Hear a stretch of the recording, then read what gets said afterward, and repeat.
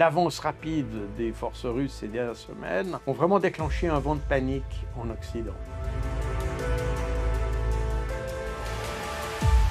Jacques Beau, bonjour. Bonjour. Vous êtes ancien membre du renseignement stratégique suisse, vous êtes spécialiste des pays de l'Est et ancien chef de la doctrine des opérations de la paix des Nations Unies. Vous avez négocié avec le plus haut responsable militaire et du renseignement de l'État russe juste après la chute de l'URSS. Vous avez aussi travaillé au sein de l'OTAN pour des programmes en Ukraine et notamment lors de la révolution de Maïdan en 2014. Vous avez publié le 17 janvier un 4e livre sur la guerre en Ukraine intitulé « L'art de la guerre russe, comment l'Occident a conduit l'Ukraine à l'échec » aux éditions Macmillan. Et vous souhaitez revenir sur l'évolution de la guerre en Ukraine 2 ans juste après le déclenchement de l'opération militaire spéciale. Lancée à l'été 2023, la contre-offensive ukrainienne a été un échec sur toute la ligne. Les Ukrainiens semblent avoir désormais adopté une stratégie défensive. Pourtant, les forces russes continuent d'avancer pas à pas, notamment à Avdiivka. Quelle est votre lecture de la situation sur le terrain? Les Ukrainiens auront-ils les capacités de se défendre?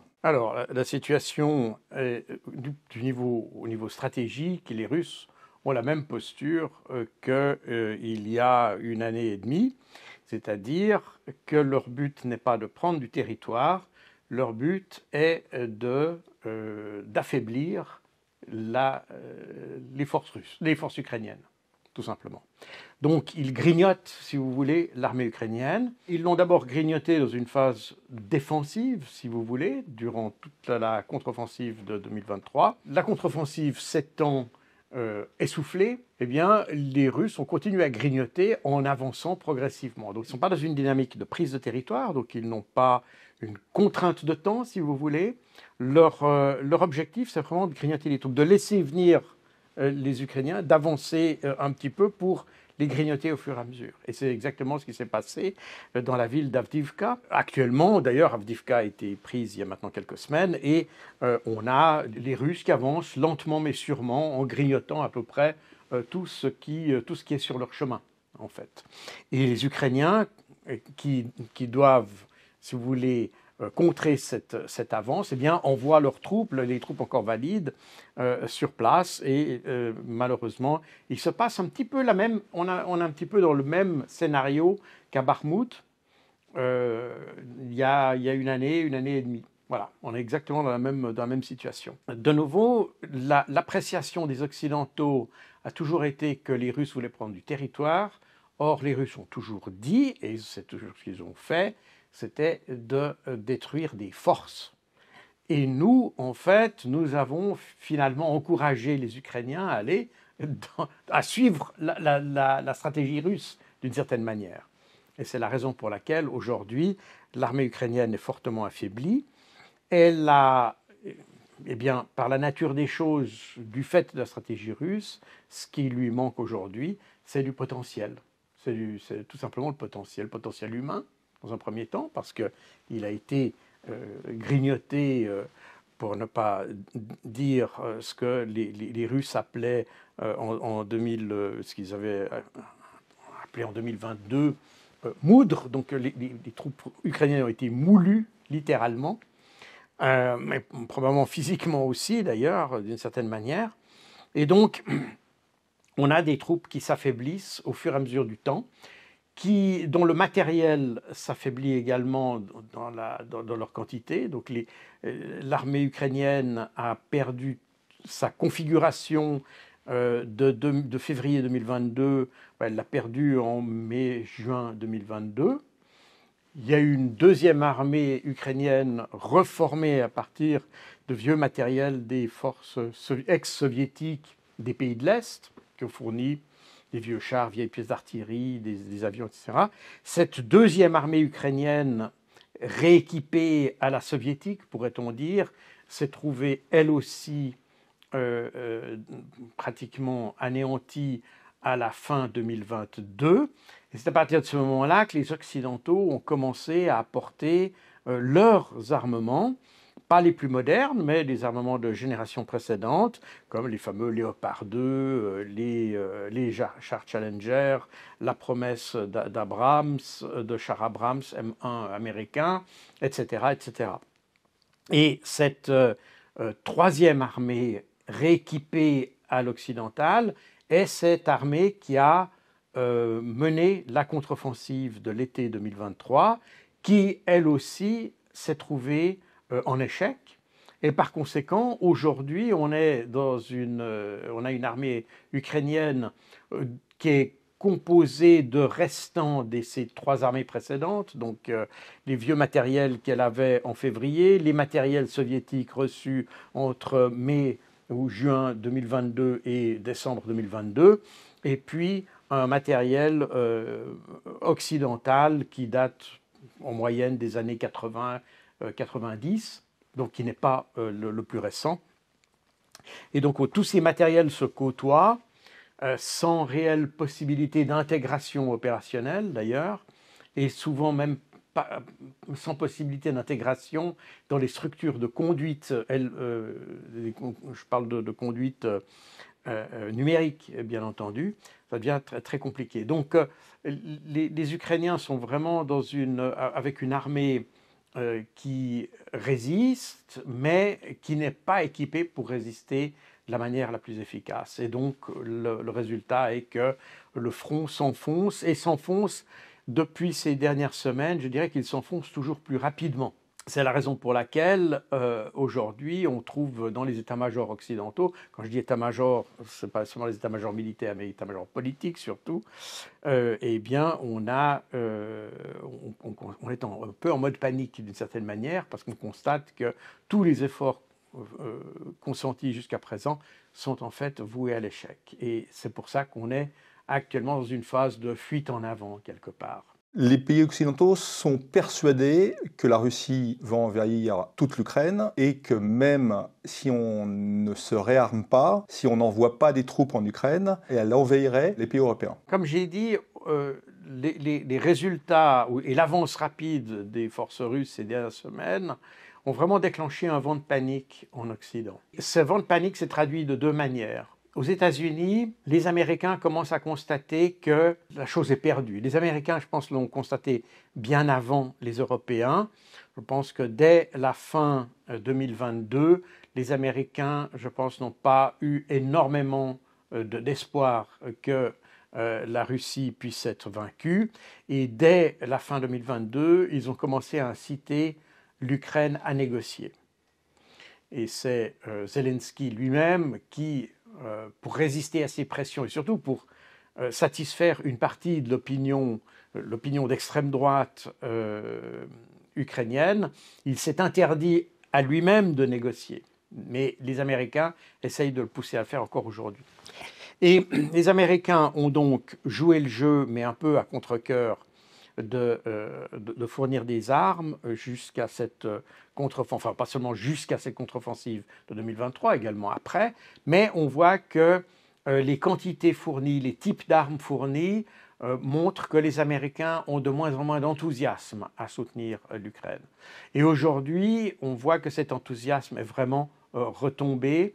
On voit qu'au Sénat américain, lors du récent vote pour un nouveau package d'aide à l'Ukraine, eh bien, la grande majorité des républicains s'est abstenue, ou enfin, a plutôt refusé de suivre les demandes de nouveaux packages. Et on voit que les Américains pensent qu'aujourd'hui, ça ne sert à rien, il faut changer de stratégie. Et aux États-Unis, il y a deux stratégies qui prévalaient ou qui existent, voilà, il faut dire ça comme ça. Deux stratégies qui existent concernant la Russie. Donc il faut savoir que pour les Américains, l'objectif principal, c'est la Chine. Ça a toujours été la Chine. La question est, à partir du moment où on a comme objectif la Chine, comment est-ce qu'on traite la Russie?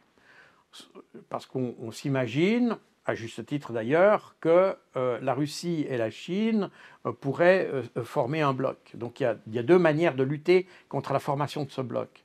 La première, c'est d'affaiblir la Russie et de faire en sorte qu'elle ne soit plus en mesure de renforcer la Chine.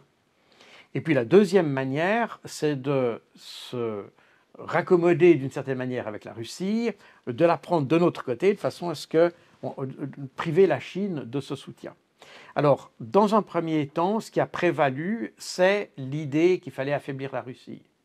Et au sein de l'administration Biden, on retrouve ces deux tendances, d'ailleurs, ces deux axes stratégiques, si vous voulez, par rapport à la Russie.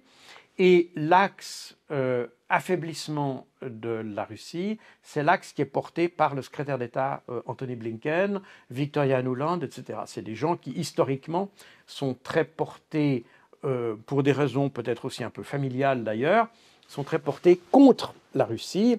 Et c'est cette tendance-là qui cherche à affaiblir la Russie. Mais il existe des autres tendances. L'autre tendance, c'est de se rapprocher. C'était la tendance Trump, d'ailleurs. C'est la tendance Trump. Trump n'aime pas la Russie, mais son objectif étant la Chine, il pense qu'il vaut mieux avoir la Russie de son côté que de la laisser avec la Chine. C'est un peu. Et alors aujourd'hui, on s'aperçoit sur l'échiquier américain, et vous n'êtes pas sans savoir qu'il y a des élections présidentielles qui se dessinent, eh bien, on voit cette deuxième tendance par rapport à la Russie qui ressort.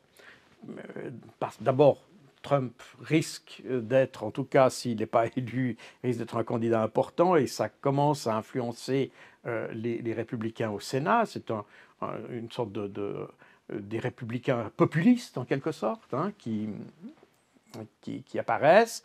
Et ces républicains se disent finalement, si l'affaiblissement de la Russie ne fonctionne pas, peut-être vaut-il mieux, peut-être pas se raccommoder avec la Russie, mais au moins arrêter de concentrer nos efforts sur la Russie, parce qu'on est en train de nous épuiser et sans résultat. Donc on est un petit peu dans cette phase de transition que l'on observe aujourd'hui assez nettement aux États-Unis.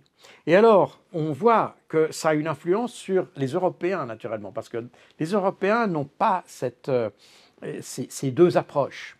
On a, en Europe, on a une tendance qui est très anti-russe, qui nous vient des ex-pays de l'Est, qui sont une partie importante du nouvel OTAN et de la nouvelle Union européenne qu'on a depuis maintenant une vingtaine d'années. Et cela pèse assez lourd dans la manière dont nous appréhendons les relations avec la Russie. Donc la tendance, c'est de dire, puisque les Américains n'arrivent pas, c'est à nous de prendre le relais en quelque sorte. Voilà. Les Américains sont quand même la puissance clé dans cette affaire, parce que c'est eux qui ont les moyens, et on l'a très bien vu dans toute la crise ukrainienne ces 2 dernières années, que ce sont les Américains qui ont réussi à débloquer les plus grandes ressources, que ce soit les ressources matérielles, j'entends physiques, de matériel militaire, ou bien les ressources financières pour aider l'Ukraine. Mais si cette source tarit, comme elle commence à se tarir d'ailleurs, et on voit que les Américains, par exemple, ont commencé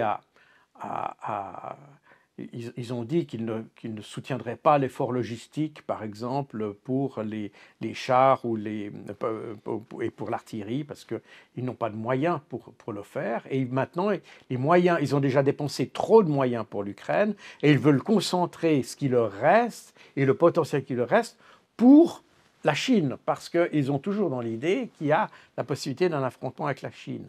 Alors typiquement, par exemple, la munition, qui est un élément clé de l'incapacité ukrainienne aujourd'hui à résister à la Russie, eh bien, ces munitions dont les capacités de production sont en grande partie aux États-Unis, les Américains ont dit qu'ils allaient produire des munitions, mais d'abord pour eux-mêmes et pas pour l'Ukraine. Donc on voit qu'il y a une lente désaffection des Américains pour l'Ukraine. Ça déplace tout le poids de l'aide envers l'Ukraine sur l'Europe.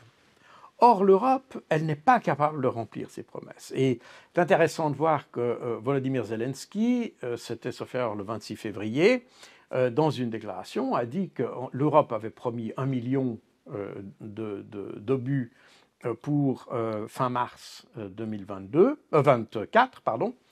Et en réalité, les Européens sont arrivés à n'en fournir que 30%.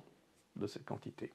Donc Zelensky constate que les Européens promettent beaucoup, mais ne sont pas capables de faire beaucoup, ou pas à la hauteur de ce qu'ils promettent. Et donc on voit en Europe que le projet ukrainien, entre guillemets, est en train de leur échapper complètement. Et que tous les efforts et tout ce qu'ils avaient fait est en train de sombrer, de s'ensabler, en quelque sorte. Il faut donc remobiliser les énergies. Et c'est la raison pour laquelle on a, depuis maintenant quelques semaines, cette idée que la Russie pourrait attaquer l'Europe après avoir pris l'Ukraine. Donc c'est intéressant de voir qu'on n'est plus dans la défense de l'Ukraine, maintenant on est dans la défense de l'Europe. C'est intéressant aussi. Mais et vous faites référence à un article du Monde qui est paru aujourd'hui sur cette question de l'éventualité ou même la probabilité d'une attaque de la Russie contre l'Europe. Alors, vous comprenez, tout le problème ici, c'est là que le narratif qu'on a tenu depuis 2 ans commence à se retourner un peu contre nous. Certes, il faut mobiliser les bonnes volontés en Europe. Donc on essaye de peindre le diable sur la muraille pour dire voilà, on a un ennemi, il faut maintenant se mobiliser, refaire notre économie militaire, notre économie de guerre, etc. Beaucoup d'ailleurs en France parlent d'entrer en économie de guerre. Je n'ai pas l'impression qu'ils savent exactement ce que signifie cette expression, mais ils le donnent quand même. Et puis, l'idée étant de vaincre un peu les doutes qui commencent à émerger sur la question ukrainienne. Mais pour faire passer ce message, évidemment, on est obligé de faire croire que la Russie a des ambitions européennes. Or, je le répète, il faut écouter les discours de Vladimir Poutine, parce qu'il l'a dit officiellement, il l'a dit devant son Parlement, il l'a dit au public, il l'a dit au monde entier, à vrai dire. L'objectif de la Russie n'était pas de prendre l'Ukraine, ni même prendre une partie de l'Ukraine, mais de résoudre la question de la minorité russe, l'intégrité de la minorité russe dans le Donbass, la Crimée étant déjà considérée comme étant russe. Et c'est ça la raison. C'est la protection de la minorité russe en Ukraine, qui, je le rappelle, a fait l'objet d'une loi qui lui donnait des droits inférieurs à ceux des Ukrainiens normaux, la loi du 1er juillet 2021, évidemment dont personne n'a parlé en Europe parce que c'est une loi qui discrimine une population en fonction de son origine ethnique, et ça, personne ne peut l'admettre dans une démocratie, ce qui met un certain bémol sur la nature de la démocratie ukrainienne, mais bref, c'est une autre question. Et puis, il y avait le décret de mars 2021 de Zelensky pour la reconquête de la Crimée et du sud du pays, qui avait pour objectif de reprendre le contrôle des territoires situés au sud du pays, qui impliquait donc une opération militaire, une offensive militaire, qui s'est préparée dès la fin mars 2021. Et on a vu les préparatifs ukrainiens dans la région du Donbass. Ces préparatifs se sont étalés sur un peu moins d'1 année. C'est la raison pour laquelle, d'ailleurs, du côté russe de la frontière, enfin la frontière russo-ukrainienne, les Russes, par ailleurs, se sont préparés à l'éventualité de cette offensive ukrainienne. C'est la raison de la montée en puissance des forces russes à partir de début avril 2021. Et puis, en février 2022, mi-février 2022, alors que les Ukrainiens commencent à s'engager dans le lancement de leur offensive contre le Donbass, les Russes accélèrent le mouvement, reconnaissent les 2 républiques de Donetsk et de Lugansk, de façon à ce que ces républiques puissent faire une demande d'aide à la Russie, et c'est cette demande d'aide qui a incité la Russie à intervenir en Ukraine. Alors, on peut dire que c'est un prétexte, on peut dire que c'est un montage, on peut parfaitement le dire. Toujours est-il que la finalité de l'intervention russe en Ukraine n'est pas de prendre l'Ukraine, mais de protéger les populations du Donbass. Et on voit bien que l'Ukraine n'est pas un objectif, puisque en mars 2022, Zelensky a fait une proposition à la Russie, une proposition de résolution de la crise, et dans cette proposition, il y avait le retrait des forces russes de l'Ukraine. Et les Russes étaient d'accord de retirer leurs forces d'Ukraine, en échange de la neutralité de l'Ukraine, évidemment. Ils ont fait monter un petit peu leurs enchères, puisqu'ils occupaient à ce moment-là quand même une grande partie de 4 oblasts de l'Ukraine, et par conséquent, ils ont fait monter les enchères. D'ailleurs, c'est d'ailleurs intéressant de voir que j'ai évoqué cette proposition ukrainienne dans mon ouvrage Opération Z, donc en octobre 2022. Aucun média n'en a parlé. Puis finalement, en 2023, aucun média occidental. Mais les médias ukrainiens en avaient parlé. Et d'ailleurs, dans mon livre, je cite des sources ukrainiennes. Et finalement, cette proposition ukrainienne est ressortie, déterrée, pourrait-on dire, par des politiciens ukrainiens à la fin 2023. Et aujourd'hui, enfin il y a quelques jours maintenant, vous avez un article dans le Wall Street Journal qui détaille cet accord dont j'avais déjà parlé il y a 1 année et demie.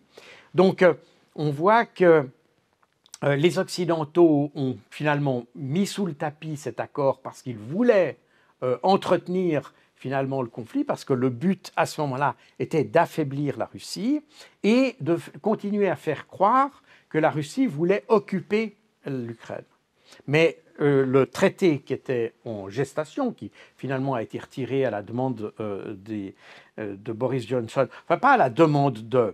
Cette proposition de Zelensky a été retirée en échange du soutien politique et militaire des Américains et des Britanniques. Et ça, on le sait, puisque c'était d'ailleurs en avril 2022, c'est Ukrainska Pravda qui disait, qui écrivait que les Britanniques étaient intervenus pour faire retirer cet accord et que les Occidentaux étaient le principal obstacle à la paix. Les Occidentaux, principal obstacle à la paix. Ça qui est intéressant, et c'était déjà en avril 2022. Donc, aujourd'hui, on est dans une situation où l'Ukraine se fait littéralement enfoncer, et aujourd'hui, les gens se disent, mais finalement, si on avait accepté, si on avait laissé Zelensky faire sa proposition en mars 2022, eh bien, l'Ukraine serait beaucoup mieux placée. Elle serait aujourd'hui, elle n'aurait pas gaspillé autant de vies humaines, elle aurait une armée qu'on aurait eu le temps de former, de faire quelque chose de plus robuste, et puis surtout, elle aurait tout son territoire. Ouais, mais vous voyez bien que les pays occidentaux ne croient pas du tout à cette thèse-là, et d'ailleurs, Emmanuel Macron n'a pas exclu d'envoyer des troupes alliées en Ukraine si ça empire. Alors, de nouveau, on est dans le syndrome de la fuite en avant, n'est-ce pas? Alors bon, Emmanuel Macron, d'ailleurs beaucoup de dirigeants, même est-européens, ont un peu souri par rapport à Emmanuel Macron, parce que je ne pense pas qu'il soit extrêmement crédible. Il dit tout un jour et son contraire le lendemain. Donc, je pense que il y a des fois, en France, les politiciens feraient mieux de se taire, même très souvent d'ailleurs, parce qu'en réalité, ils ne sont pas pris au sérieux. Je pense que c'est le cas. Néanmoins, il faut être prudent quand même dans ce que je dis. Dans un premier temps, oui, tout le monde est monté au créneau en disant non, on ne va pas envoyer de troupes, on va pas s'engager avec des troupes sur le théâtre ukrainien. Et pratiquement tous les pays, y compris l'OTAN, ont contredit ce qu'avait dit Macron. Mais après quelques jours, et on le voit aujourd'hui d'ailleurs, aujourd'hui vous avez quand même des pays qui diraient oui, mais finalement ça pourrait être une idée. Ça pourrait être une idée. Donc, n'est-ce pas, le problème est qu'on ne voit pas comment se sortir de ce conflit sans entrer en négociation. Or, les Européens, les Américains seraient plus prêts à entrer en négociation avec la Russie. Ils ne veulent pas perdre la face, donc ils préfèrent envoyer les Ukrainiens le faire. Mais les Européens, eux, les Européens ont beaucoup plus à perdre politiquement, si vous voulez, dans une perte de face, entre guillemets. Raison pour laquelle ils sont aujourd'hui plus royalistes que le roi, d'une certaine manière. Mais c'est déjà le cas depuis longtemps, hein. Vous savez, beaucoup de sanctions qui ont été adoptées par les Occidentaux, et notamment par l'Union européenne, c'est les sanctions qui ont été prises contre l'avis des Américains, sur les produits pétroliers, etc. Les Américains étaient opposés, contrairement à ce qu'on croit. Et d'ailleurs, c'est intéressant parce qu'aujourd'hui, vous avez beaucoup de gens, notamment dans la droite, en France en particulier, qui disent « les Américains voulaient nous affaiblir ». Je ne pense pas que les Américains voulaient affaiblir l'Europe. Je pense qu'ils voulaient affaiblir la Russie, peu importe si ça coûte à des Européens. Je pense que c'est un peu ça. On est des dommages collatéraux pour les Américains, mais pas des cibles. Je pense que cette distinction est importante. Mais pour revenir à la proposition de Macron, aujourd'hui, il y a des pays qui disent oui, c'est peut-être possible. Et puis surtout, ce qui s'est passé, c'est peut-être la raison principale pour laquelle les pays européens sont fâchés contre Macron, c'est que la déclaration de Macron de mettre des troupes en Ukraine finalement les a forcés à révéler qu'ils avaient déjà des troupes en Ukraine. Et ça, c'est le point important.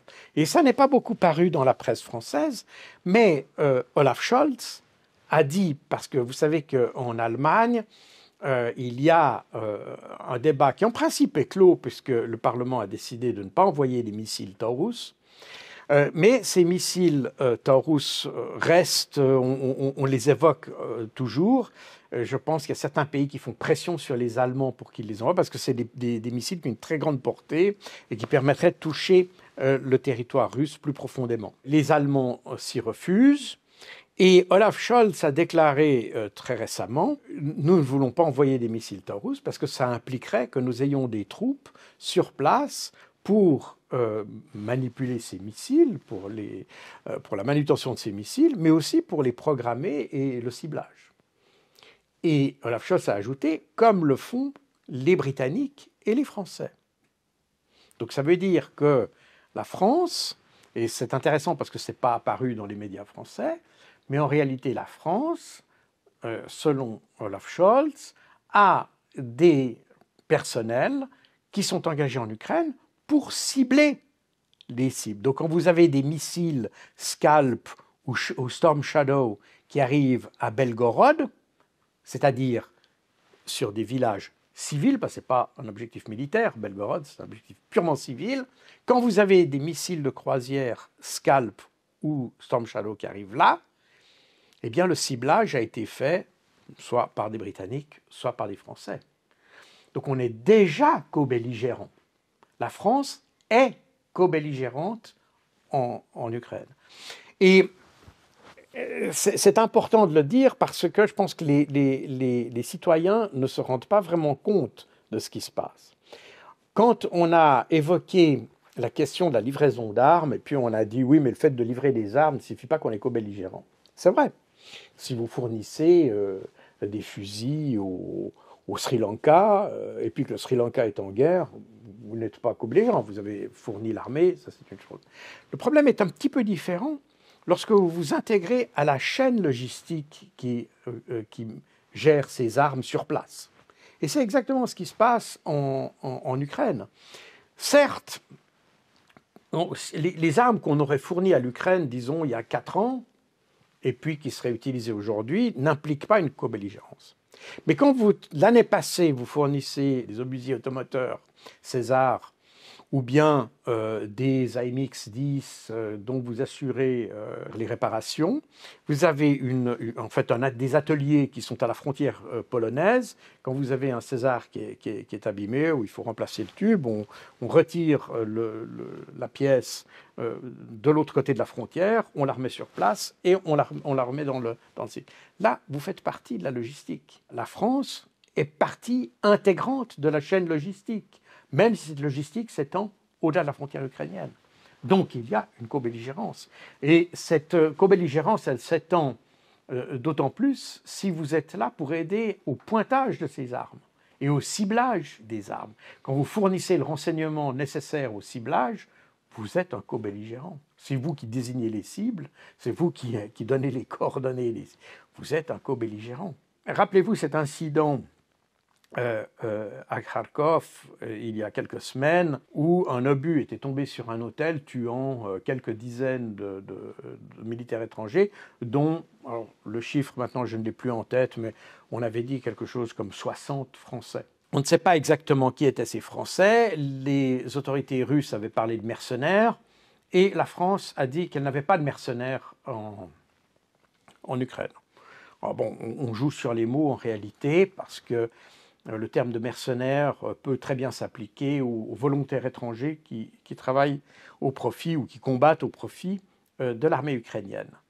Mais il y a un autre bruit qui a circulé à cette époque-là, c'est qu'une partie du personnel français qui a été touché dans cet hôtel était en fait du personnel qui aidait à la mise en œuvre des missiles antiaériens fournis par la France. Donc, on est dans la même situation, si vous voulez, que pour les Storm Shadow, ou les Scalp, plus exactement.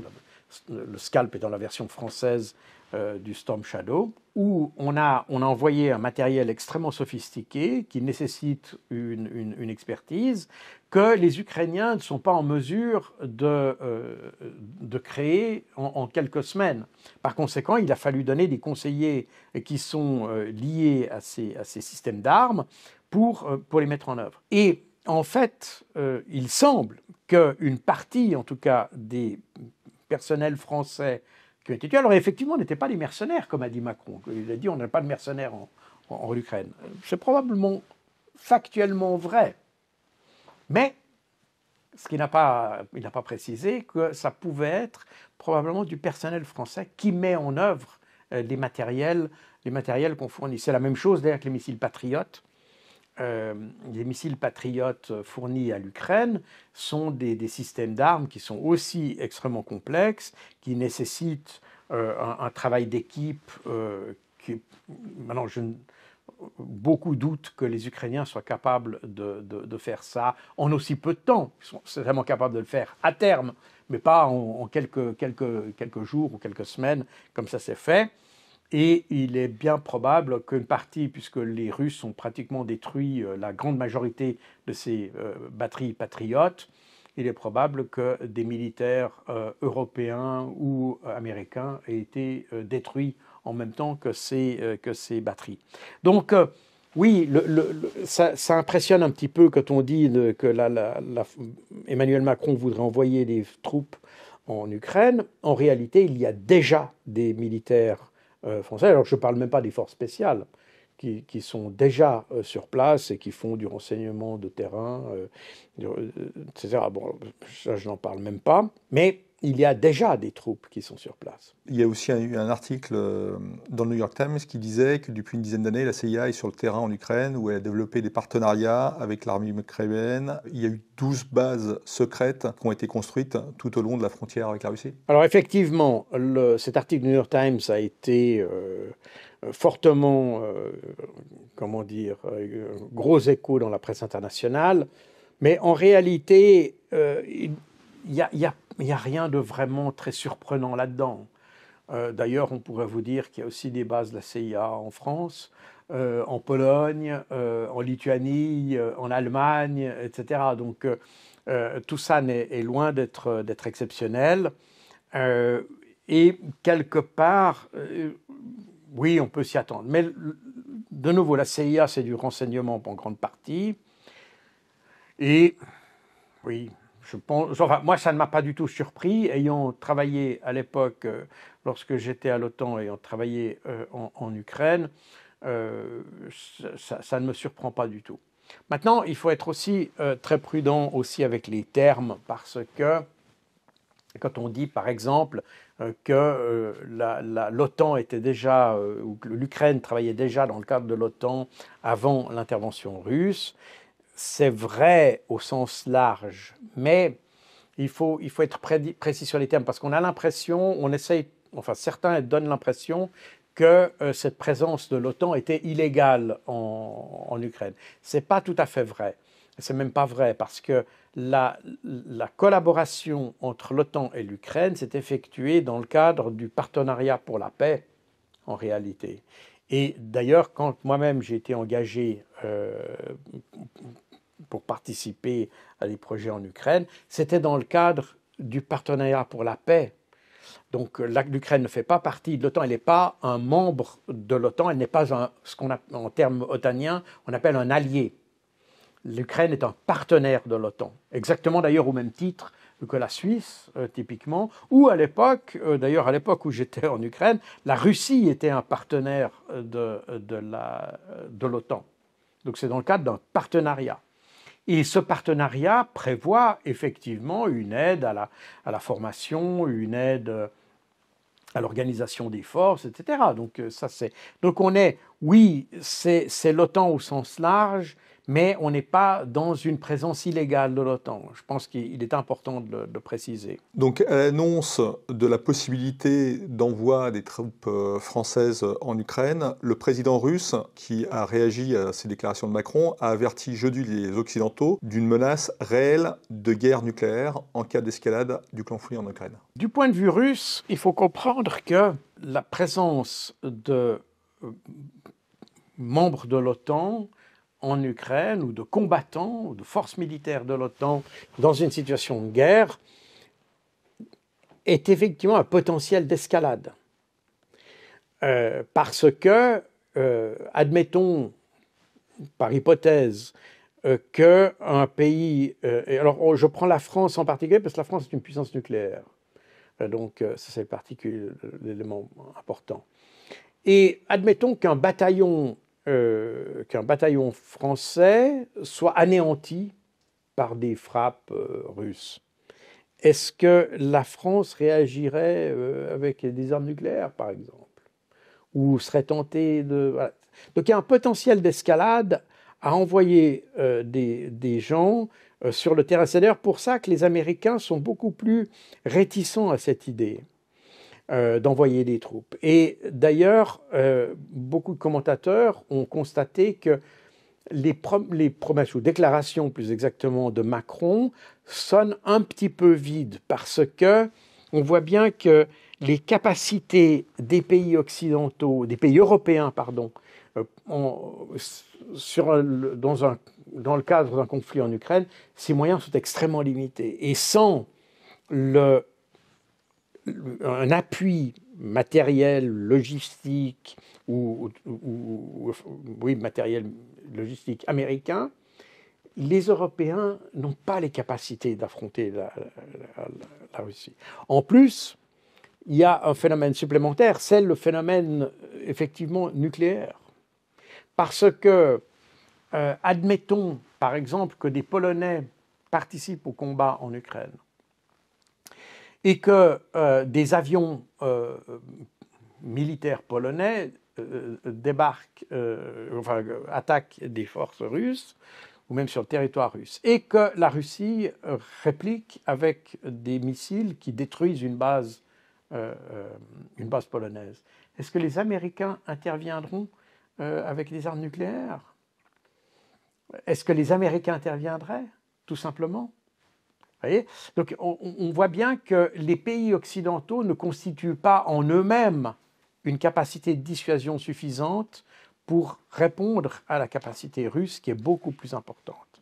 Par conséquent, je pense que la déclaration de Macron, bien qu'elle ne soit pas impossible techniquement, elle relève un petit peu de la fanfaronnade. Et puis l'idée...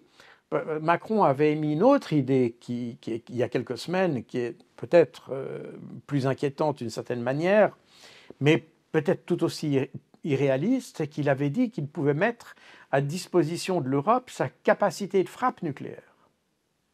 Et là, on voit que le langage politique déborde un petit peu les capacités stratégiques, parce que est-ce que vraiment la France lancerait une frappe nucléaire contre la Russie si, dans le cas de l'exemple que j'ai évoqué tout à l'heure, si la Russie frappait une base aérienne polonaise, pour une Pologne qui serait impliquée dans le conflit, naturellement?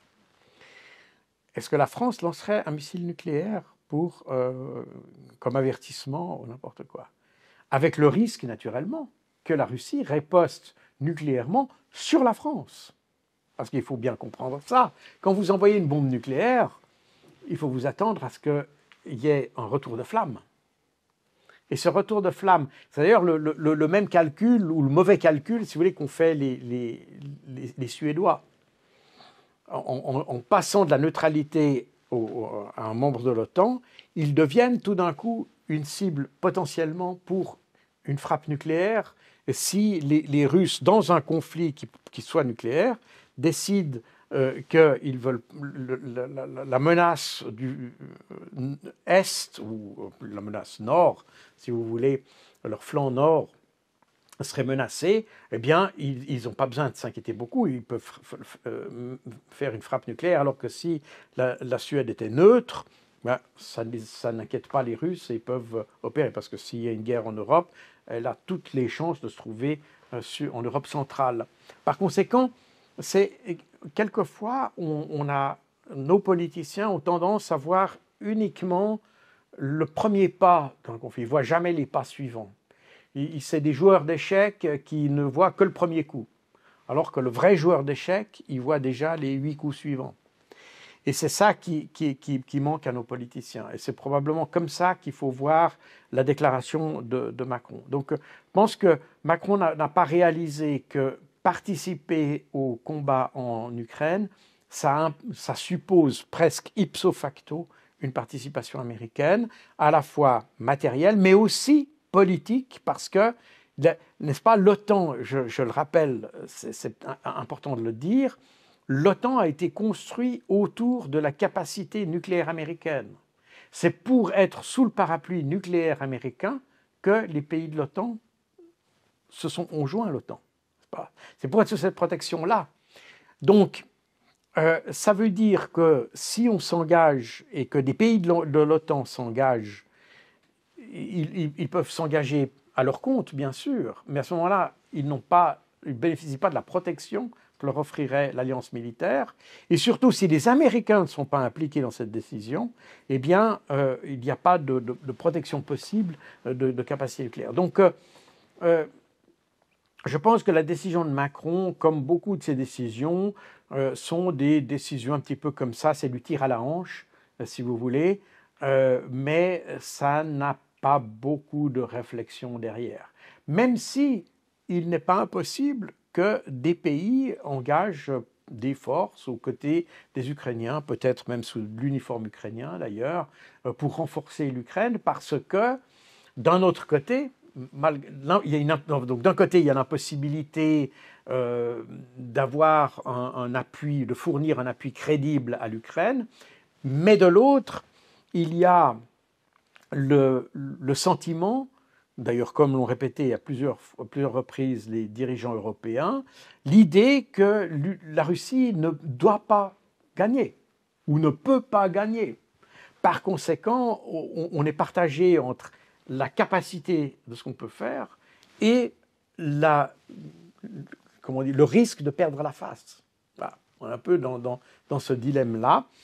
Et je pense que les Américains aujourd'hui, élections aidant, pourraient contribuer à ramener les Européens vers un peu plus de raison. Et puis de se dire, maintenant, notre adversaire, c'est la Chine, et la Russie, eh bien, on va un peu l'oublier en ce moment, et puis l'Ukraine s'est perdue. Je pense que plus ou moins aujourd'hui, en tout cas dans les états-majors, et notamment dans l'état-major américain, je pense qu'il y a personne n'a cette idée que la situation pourrait être retournée en Ukraine. Par conséquent, le mieux qu'on puisse faire, c'est prolonger les choses, mais l'idée qu'on puisse retourner la situation est, je pense, pour tout le monde à peu près exclue. Parce que personne n'a les moyens de faire ça.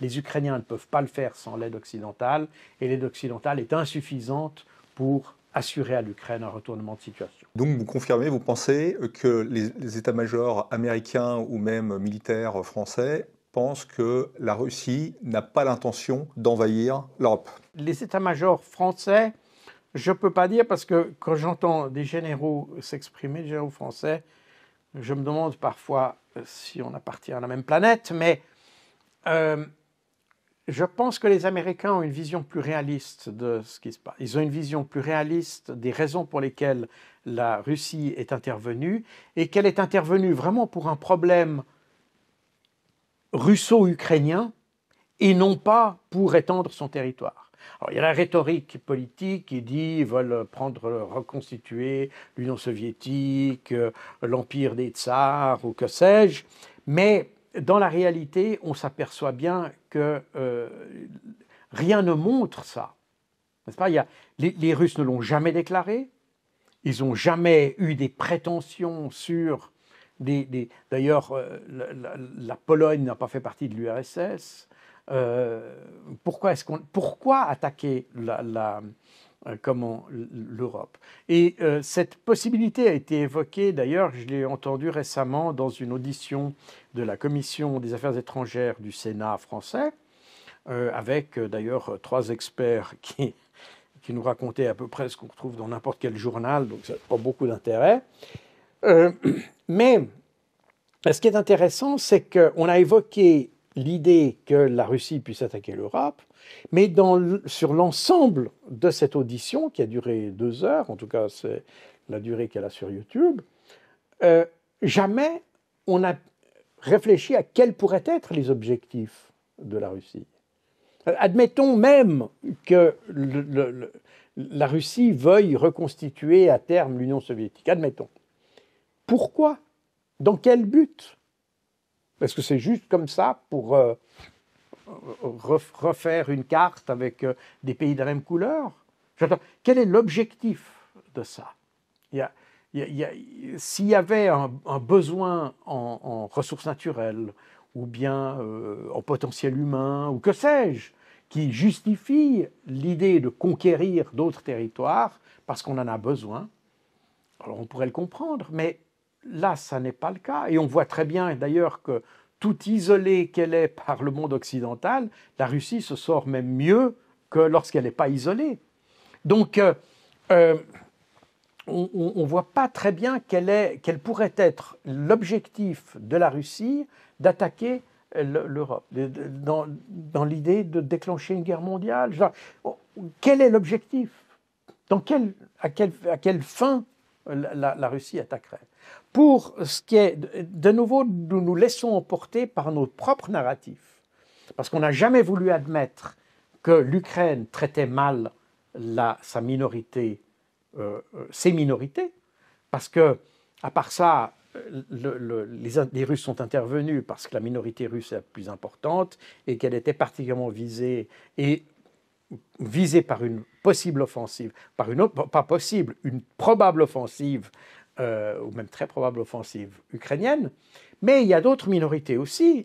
Pourquoi les Hongrois sont si critiques à l'égard de l'Ukraine?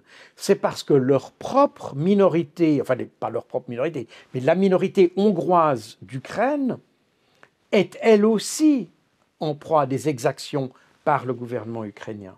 Et c'est la raison pour laquelle Viktor Orban, alors de nouveau, on essaye toujours de les voir, de cataloguer les gens, de les mettre sous l'étiquette d'extrémistes ou extrême droite, gauche ou que sais-je. Mais le fait est qu'en réalité, Viktor Orban défend les intérêts de sa minorité ou de la minorité hongroise d'Ukraine, qui lui a demandé de l'aide. Parce qu'ils ont une proximité, ils sont à la frontière, ils se connaissent, c'est de la famille, etc. Donc ces gens se connaissent, exactement comme du côté russe, d'ailleurs. La Transnistrie aussi a demandé récemment d'être sous la protection russe. Alors, la Transnistrie a également fait cette demande à la Russie, mais là, on est dans une situation un peu plus compliquée. D'ailleurs, les Russes ont toujours dit que ça n'entrait pour l'instant pas en ligne de compte, n'est-ce pas? Ça pourrait entrer en ligne de compte si... la guerre se prolongeant, la Russie continuant à avancer en Ukraine, avance non plus dans la région, dans le secteur nord-est du pays, dans la région du Donbass, enfin du haut du Donbass ou de Kharkov, qui ne fait pas partie du Donbass, mais bref, dans cette région. Mais il se pourrait aussi que la Russie progresse dans le sud, et le sud ouest du pays, donc vers Odessa, etc. Et à ce moment-là, dans le cas d'une progression vers la ville d'Odessa, par exemple, eh bien, on est à une encablure de la Transnistrie et on pourrait très bien imaginer à ce moment-là quelque chose. Mais je pense que les Russes n'ont pas l'intention, d'ailleurs, comme ils n'avaient pas l'intention d'annexer les deux républiques du Donbass, n'est-ce pas? Cette décision est tombée à la mi-février 2022, après des années de refus. Parce que les Russes voyaient la solution du Donbass comme une solution politique qui avait été signée et contresignée par l'Ukraine, les républiques du Donbass, et contresignée par l'Allemagne, la France et la Russie par ailleurs. Et ça devait fournir le cadre légal de la solution pour le Donbass. C'est parce que les Occidentaux ont refusé d'appliquer ce cadre-là qu'on est arrivé à la guerre. Pour la Transnistrie, c'est la même chose. Les Russes vont privilégier une solution politique et jusqu'à maintenant, ils n'ont jamais dit qu'ils voulaient s'attaquer à la Moldavie ou à la Transnistrie pas s'attaquer à la Transnistrie, mais s'attaquer à la Moldavie qui officiellement comprend la Transnistrie. Et donc, on en est là. Les Russes n'ont pas du tout cette intention, a priori. Et donc, n'est-ce pas, nous, Occidentaux, nous nous persuadons d'un mauvais narratif pour justifier ensuite nos actions. Et finalement, on est pris dans notre propre jeu, et c'est exactement ce qui se passe aujourd'hui à propos de la question d'une éventuelle attaque en Europe. Les Russes n'ont aucune intention de prendre toute l'Ukraine. Ils l'ont déclaré à plusieurs reprises. D'abord parce que l'occupation de l'ouest de l'Ukraine comprendrait des difficultés, parce que c'est là où on a le noyau ukrainien, à proprement parler, ukrainien, alors que du côté ouest et sud, on a, est et sud, excusez-moi, on a les Ukrainiens russes, si vous voulez, ou russes-ukrainiens, je ne sais pas, donc c'est des Ukrainiens d'ethnicité russe, tandis qu'au centre et à l'ouest, on a une ethnicité ukrainienne. Et là, ça signifierait entrer dans une guerre de longue durée que les Russes n'ont aucune intention de faire. Donc l'idée d'une occupation de l'Ukraine, à moins que les Russes y soient forcés, y soient contraints, ce n'est pas du tout ce qu'ils veulent faire. Donc, a fortiori, les Russes n'ont aucune intention, ils n'ont pas aucun objectif, et on ne voit pas tellement quel serait leur intérêt à vouloir attaquer l'Europe, n'est-ce pas? Nous nous sommes persuadés que les Russes étaient contre l'Europe, ils étaient contre l'Union européenne. Je rappelle que dans la proposition que Zelensky a faite en mars 2022 à la Russie, et que la Russie était prête à accepter, la participation de l'Ukraine à l'Union européenne était parfaitement entérinée. Il n'y a pas de problème particulier. Je rappelle qu'en 2013, c'est l'Union européenne qui a refusé un accord qui harmonise, pas qui harmonise, mais qui tienne compte ou qui combine à la fois les intérêts de l'Ukraine et de la Russie, parce que l'Ukraine avait un réel problème à s'intégrer dans l'Union européenne. D'ailleurs, on voit ce problème, on le voit apparaître d'ailleurs avec le problème des paysans aujourd'hui, ou du blé, etc., que les paysans européens ne veulent plus voir. Voilà. Ça, c'est un petit exemple de la problématique de l'économie ukrainienne par rapport à ses voisins. L'économie ukrainienne n'était pas conçue, si je peux dire ça comme ça, pour interagir avec l'Union européenne. Elle était conçue pour interagir avec l'économie russe, que ce soit, alors là, pour les paysans, on parle évidemment d'agriculture, mais c'est la même chose avec la production industrielle. Elle était dirigée vers la Russie. Par conséquent, en se dirigeant vers l'Europe, l'Ukraine perdait tout un pan de son économie. Et c'est pour ça que l'Ukraine aurait voulu avoir un lien avec l'Union européenne, tout en maintenant un lien avec la Russie. Et la Russie, elle, était tout à fait d'accord. C'est l'Union européenne qui a refusé cette combinaison. Et c'est ce qui a provoqué un délai de réflexion supplémentaire demandé par le gouvernement Yanukovych, et c'est ce qui a provoqué Maïdan, et c'est ce qui a provoqué, etc. Et on connaît la suite. Donc, n'est-ce pas, c'est notre dogmatisme, c'est le dogmatisme européen et occidental, mais en grande partie européen, qui est à la source des problèmes ici. Si on avait été plus flexible, qu'on avait reconnu à l'Ukraine son déficit industriel par rapport à l'Europe, et qu'on avait accordé le temps de rediriger son économie, on pense qu'il n'y aurait eu absolument aucun problème. Mais on n'a pas voulu ça. On a voulu en faire un fait politique. On a dit, l'Ukraine, on retire l'Ukraine du giron russe pour le faire venir dans le giron. C'est ça qu'on a vu. On n'a pas vu les besoins de l'Ukraine. On n'a pas vu ce que l'Ukraine souhaitait. Parce que les Ukrainiens eux-mêmes, d'ailleurs, la population ukrainienne, c'est pas qu'elle n'aimait pas l'Europe. Elle voyait bien l'intérêt, mais elle voyait aussi que ça avait des inconvénients. De nouveau, c'est le même phénomène que les paysans, les paysans ukrainiens aujourd'hui. Il y a un intérêt à être vis-à-vis de l'Europe, mais il y a aussi un inconvénient. C'est que tout d'un coup, vous vous trouvez face à un marché qui n'est pas, et vous n'êtes pas configuré pour affronter ce marché-là. Donc voilà, on est dans cette situation. Et c'est un peu de nouveau, moi, quand j'analyse ces choses-là, j'analyse comme quelqu'un du renseignement. Je n'essaie pas de voir qui est le gentil, qui est le méchant. J'essaie de comprendre quels sont les éléments auxquels on devrait faire attention pour continuer à avancer.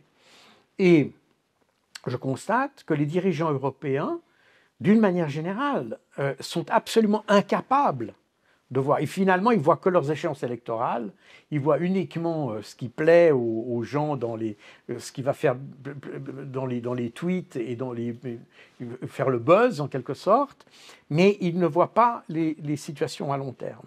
Et c'est pour ça que vous avez des gens qui racontent noir un jour, blanc le lendemain, etc. Et puis finalement, on ne s'y retrouve plus du tout et on a une confusion complète. Et c'est d'ailleurs exactement comme ça que l'on voit la gestion des crises. Ça a été, toutes les crises d'ailleurs, que ça a été la crise du terrorisme, ça a été la crise de l'Afghanistan, ça a été la crise même du coronavirus d'ailleurs, etc. On voit qu'on a de la difficulté à se mettre dans une posture stratégique cohérente parce qu'en réalité, on ne voit pas la stratégie comme étant un élément de long terme à l'intérieur duquel se trouvent des stratégies, des tactiques. On assemble des suites de tactiques et on croit que ça fait une stratégie. Voilà. Alors, il y a eu un autre événement récent qui est la mort d'Alexeï Navalny, donc le 16 février. Vous avez écrit un livre sur Alexeï Navalny en 2021 intitulé « L'affaire Navalny, le complotisme au service de la politique étrangère ». Quelles conséquences la mort de Navalny aura-t-elle sur la politique intérieure russe ? Je ne pense pas que ça ait un grand impact. Navalny était l'opposant le plus connu de Russie, mais de loin pas le plus important. Alors on peut discuter sur la nature de l'opposition qu'il y a en Russie. Il y a des vraies, des fausses oppositions. Enfin, tout le monde a sa théorie là-dessus. Bon, quand vous voyez des pays comme la Suisse, alors on ne va pas comparer la Suisse et la Russie, mais quand même, quand vous regardez la Suisse, vous n'avez pas vraiment d'opposition non plus. Ou en tout cas, elle n'est pas comme en France. En France, on est toujours dans les extrêmes en France, d'une manière ou d'une autre. Même le centre est extrême d'une certaine manière. Pas seulement d'une certaine manière, d'ailleurs, il est extrême. Il y a une émotionnalité dans la politique, on vocifère, on hurle. C'est une politique de basse-cour quelque part. Ça, vous ne le voyez pas en Allemagne, vous ne le voyez pas en Suisse, vous ne le voyez pas dans d'autres pays, où l'opposition est plus... comment dire, ça ne veut pas dire qu'elle est moins efficace, mais elle est moins bruyante, elle est moins vociférante. Voilà. C'est la même chose que vous avez en Russie. Donc ça ne veut pas dire qu'il n'y a pas d'opposition, mais elle n'a pas la même configuration qu'en France. Voilà. Donc Navalny faisait partie de cette opposition qui est très minoritaire. D'ailleurs, le mouvement ou les mouvements auxquels a appartenu Navalny, parce qu'il n'a jamais réussi, il n'a jamais réussi à avoir la masse critique pour former un parti. Ça, c'est important. Et ces partisans sont des gens qui vont de l'extrême gauche à l'extrême droite. Il n'y a pas de... c'est un populiste au sens premier du terme.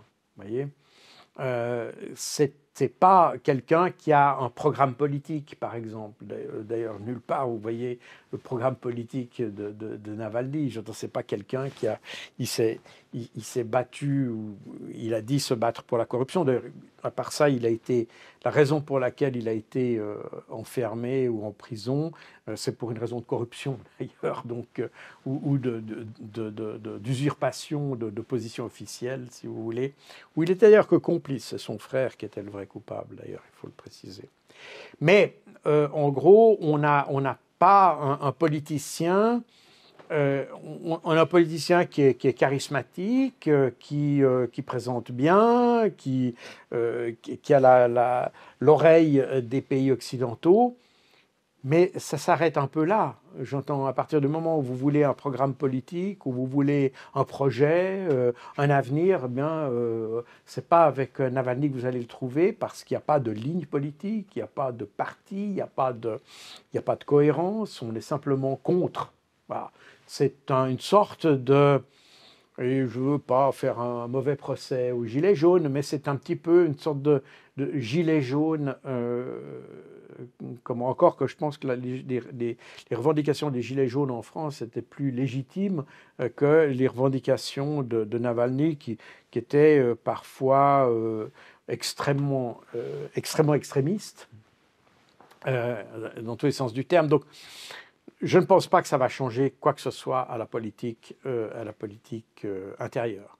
Quant à la politique extérieure, sa mort a évidemment un impact parce que, du coup, les pays occidentaux ont tout de suite imaginé, je dis imaginé parce que même si on peut supposer qu'il a été éliminé par les autorités russes, eh bien, aucun élément ne le démontre. Baser une politique étrangère, déclencher des sanctions, etc., simplement sur le sentiment qu'on a, me semble être pas du tout conforme à ce qu'on appelle l'état de droit dans nos pays. L'état de droit signifie qu'on a des bases objectives pour agir, et puis que ce qui se passe dans un pays, d'ailleurs, si on était si à cheval sur la manière dont on traitait les prisonniers, probablement que la Suisse n'adresserait plus la parole à la France, probablement qu'elle n'adresserait plus la parole aux Américains, probablement qu'on ne parlerait plus aux Britanniques pour leur traitement de Julian Assange, probablement qu'on ne parlerait plus à l'Ukraine pour leur traitement de Gonzalo Lira, qui est mort en prison il y a quelques semaines aussi, et qui était un Américain d'ailleurs, basé en Ukraine, et qui sur son tweet et les réseaux sociaux commentait la situation qu'il observait autour de lui. Il habitait à Kharkov, puis il s'est fait arrêter par le SBU. Ils l'ont relâché, on ne sait pas trop pourquoi avant de le reprendre, mais dans la courte période où il a été relâché, il a quelques heures avant d'être repris par le SBU, il a déclaré « Si je suis mis en prison, je mourrai en prison ». Il l'a dit tel quel, et il est mort en prison. Et il avait déjà été soumis à des tortures chez les... Donc, mais ça, on ne le dit pas, parce que si on appliquait la même logique qu'avec la Russie, eh bien, on ne parlerait plus à l'Ukraine. Donc, on est là dans une sorte de politique à géométrie variable que l'on applique non pas en fonction du droit, non pas en fonction de nos valeurs, mais simplement en fonction du fait qu'on n'aime pas les Russes, qu'on n'aime pas les Arabes, qu'on n'aime pas ceci, qu'on n'aime pas cela. Voilà. C'est en fonction de nos préférences qu'on agit, mais pas du tout en fonction ni de l'intérêt national, ni de l'intérêt international d'ailleurs. Donc, et d'ailleurs, c'est assez symptomatique de voir que dans les minutes qui ont suivi l'annonce de la mort de Navalny, un très grand nombre de dirigeants européens ont immédiatement tweeté que Poutine était responsable de sa mort et qu'il l'avait empoisonné, enfin que sais-je. Et il y a quelques jours, une semaine plus tard, le chef du renseignement militaire ukrainien, Kirilo Budanov, a déclaré qu'il ne fallait pas se faire d'illusions. Navalny était mort de mort naturelle en prison. Donc, le chef du renseignement ukrainien qui dit que Navalny est mort de mort naturelle, à l'encontre de tout ce qu'avaient dit les Occidentaux, ça, je ne sais pas si, je ne connais pas la réalité, je ne sais pas ce qui s'est passé avec Navalny. Il y a une explication officielle qui apparemment tient la route, donc à défaut d'autre chose, en tout cas, on peut accepter ça. Mais ce qui est intéressant, c'est que le fait que les Ukrainiens disent qu'il est mort de mort naturelle montre qu'on ne peut pas se baser sur la certitude qu'il a été assassiné. C'est ça qui est important. C'est pas de savoir, je ne sais pas si Kirilo Budanov a plus raison que les autres, mais ça montre qu'il y a en tout cas un éventail de possibilités qui fait qu'on ne peut pas baser notre politique étrangère sur simplement une affirmation. Et c'est là que je vois le problème. De nouveau, en tant que professionnel du renseignement, j'ai de la peine à comprendre qu'on puisse asseoir une politique étrangère ou l'adoption de sanctions, enfin ce que vous voulez, simplement sur le sentiment ou la perception de quelque chose. Voilà. Et c'est là où je vois la grande faiblesse de nos gouvernements, la grande faiblesse de nos parlements, qui par ailleurs sont incapables de remettre en question les décisions des dirigeants et qui n'ont non seulement pas la capacité de le faire, mais ils n'ont pas l'intention de le faire. Et je le constate quand je vois les questions qui étaient posées, notamment à propos de l'Ukraine, lors de cette séance, cette audition de la Commission des affaires étrangères du Sénat, je constate une incroyable ignorance des parlementaires sur les questions internationales. On a des gens qui je ne sais pas s'ils connaissent les 500 mots de la ménagère, mais en tout cas, ils ne lisent pas beaucoup plus que quelqu'un qui voit que les grands titres des journaux, c'est tout. Et ça, on le voit d'ailleurs dans justement ces réactions face à l'affaire Navalny, etc. Ils sont incapables de prendre du recul par rapport aux choses. Tout de suite, il faut tout de suite déclencher l'artillerie, tout de suite s'insurger, tout de suite vociférer, tout de suite hurler. On est dans quelque chose qui relève vraiment de l'école primaire quelque part. On attend de ces gens qu'ils soient capables de prendre du recul, de se documenter, de demander des études, des enquêtes. Alors des vraies études, pas des études. Alors, la plupart des instituts en France qui font des études, on constate que malheureusement, ce ne sont pas des études sérieuses. Et on s'aperçoit d'ailleurs, comme je dis, moi, ce que j'avais écrit dans mon livre Opération Z est aujourd'hui ce que les généraux ukrainiens disent. Donc ça veut dire que l'analyse que j'avais faite à l'époque était, bien que qualifiée de pro-Poutine, etc., elle reflétait en réalité les réalités du terrain, et que cette réalité, un jour ou l'autre, finit nécessairement de venir à la surface. Et puis, vous ne pouvez pas faire de la politique ou même la guerre sans tenir compte de cette réalité. Vous ne pouvez pas simplement faire la guerre en vous persuadant que vous gagnez. Enfin, ça me semble tellement enfantin de penser qu'il suffit d'imaginer qu'on gagne pour gagner. La réalité n'est pas celle-là. Et si la Russie gagne ou si elle perd, enfin, le fait est qu'elle gagne ou elle perd. Et votre stratégie doit être appliquée sur ses capacités réelles, pas sur des capacités imaginaires. Si vous voulez la faire perdre, ok, faites-la perdre, mais alors faites une stratégie qui est basée sur le fait que pour l'instant elle gagne.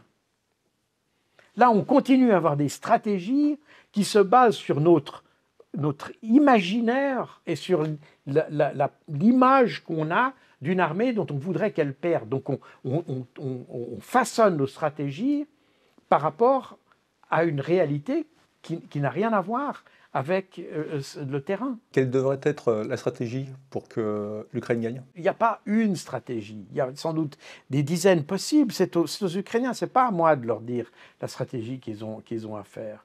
Il y a quantité de manières, beaucoup de choses. Il aurait fallu le faire avant d'ailleurs, parce que maintenant. Mais je ne veux pas entrer dans cette question. La question, ce sont des gens aujourd'hui, si vous voulez. Les Occidentaux doivent réfléchir à ça en fonction de leurs moyens, en fonction des moyens qu'ils sont prêts à mettre en œuvre. Voilà, je ne peux pas faire une stratégie comme ça, pas vous sortir une stratégie de ma poche, ça n'a pas de sens, comprenez. La question, une stratégie, la guerre, ou la stratégie à la guerre, c'est toujours une combinaison d'objectifs, de moyens et de ressources. Quelle que soit votre stratégie, qu'elle soit industrielle, qu'elle soit militaire, quelle que soit votre stratégie, elle comprend ces trois moyens. Les objectifs, les moyens et les ressources. La manière, si vous voulez, quand je dis moyens, c'est la manière dont vous voulez le faire et les ressources. Il faut voir quel est l'objectif qu'on veut atteindre. Qu'est-ce que ça signifie gagner une guerre ou la perdre? Quand on dit la Russie ne peut pas gagner, ça ne veut rien dire. Ça ne veut strictement rien dire. Quand on veut que l'Ukraine gagne, qu'est-ce que contient le mot gagne? Qu'est-ce que ça veut dire concrètement? Et c'est la reprise d'1 kilomètre carré, de 2 kilomètres carrés, d'une ville, de la Crimée, de tout le territoire. Alors on voit bien que si la victoire est définie par la reprise de 2 kilomètres carrés, c'est faisable. Si la victoire est déterminée par la reprise de la Crimée, on s'aperçoit que c'est pratiquement très difficile, puisque c'était l'objet d'ailleurs, ou l'objectif de la contre-offensive de l'été 2023. Donc il faut qu'il y ait des objectifs. Ensuite, il faut que les moyens soient adaptés à ces objectifs. Si vous voulez reprendre la Crimée, mais il ne suffit pas d'envoyer 40 léopards. De nouveau, si vous me demandez maintenant une stratégie, la question est absurde en réalité. Que sommes-nous prêts à donner? Et on voit qu'on est prêt à donner sans doute beaucoup, mais on est capable de donner peu. Et je rappelle ce qu'a dit Zelensky, où il a reproché aux Européens de lui avoir promis 1 million d'obus, mais n'en avoir fourni que 30% en une année. Donc on voit bien qu'on a tendance en Europe à avoir les yeux plus gros que le ventre. Et on fait du macronisme d'une certaine manière. Donc, c'est des grandes déclarations, des grands effets de manche, on fait des grands effets, mais on n'est pas capable de faire. Et on ne sera pas capable pendant longtemps. Alors, je ne veux pas entrer dans toutes les explications ici, mais on arrive à démontrer presque mathématiquement qu'on n'arrivera pas aux objectifs, enfin même pas aux objectifs parce qu'il n'y a pas d'objectif énoncé, mais à l'idée de faire gagner l'Ukraine. On n'y arrivera pas. La question qui se pose après, c'est à partir du moment où on n'a pas les moyens de le faire, où on n'a pas la stratégie pour le faire, et où on ne sait même pas ce qu'on veut faire, c'est peut-être plus judicieux de prendre le téléphone et puis de voir comment on arrive à arranger les bidons différemment, c'est-à-dire négocier.